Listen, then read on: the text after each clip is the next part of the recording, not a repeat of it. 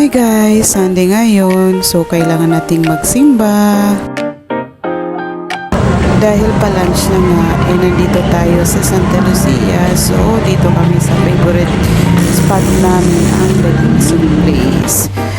Chinese restaurant nga siya guys, pero ewan ko ba, hindi naman kami Chinese, pero lately nahihilig kami sa mga Chinese foods.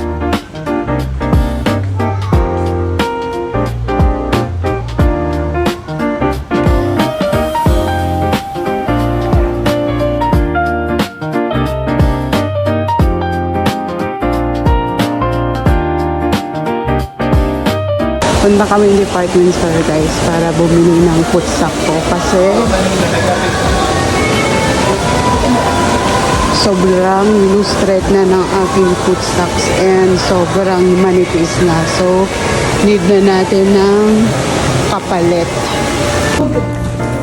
Nabudol na naman ito guys, nabudol ako nito maliit. Oh no!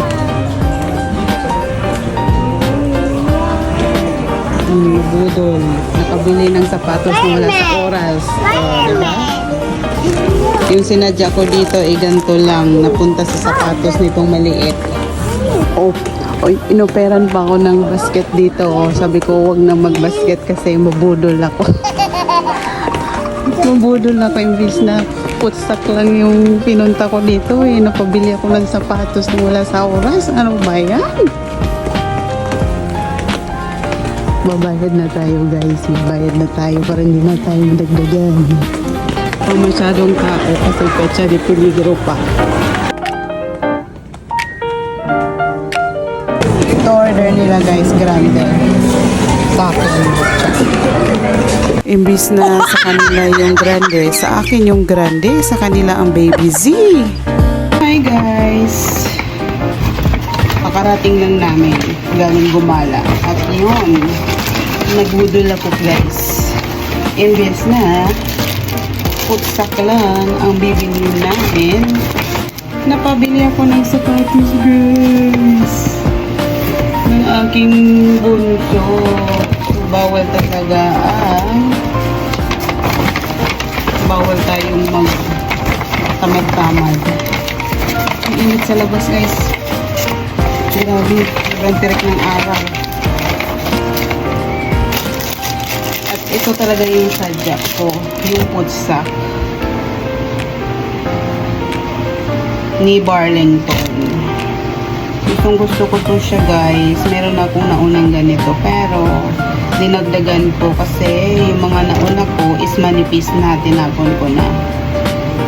Ayan, hindi siya, pag nakasapatos ka, hindi siya agad, hindi siya tatanggal, makakalas sa paa mo kasi parang meron siyang ito, parang pagkasuot mo parang nalalak na, hindi siya basta-basta gagalaw, and parang may siya, yung parang minamasahe yung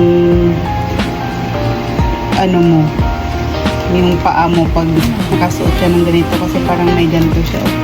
Yan. Burlington. Big Henneman. Look. Yan. Barbie. Ang napili ng aking prinsesa. Alam nyo naman, pag Barbie, gold ang presyo. So, good luck na lang sa bayarin.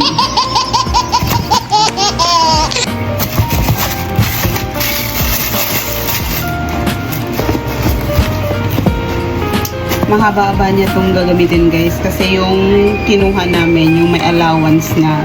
Kasi kung bibili ka rin naman ng saktong sukat na sukat sa kanya, isang taon o kaya months lang niya magagamit, hindi worth it sa price. So, dapat may allowance para mga 2 years or 3 years yung magamit. So, diba?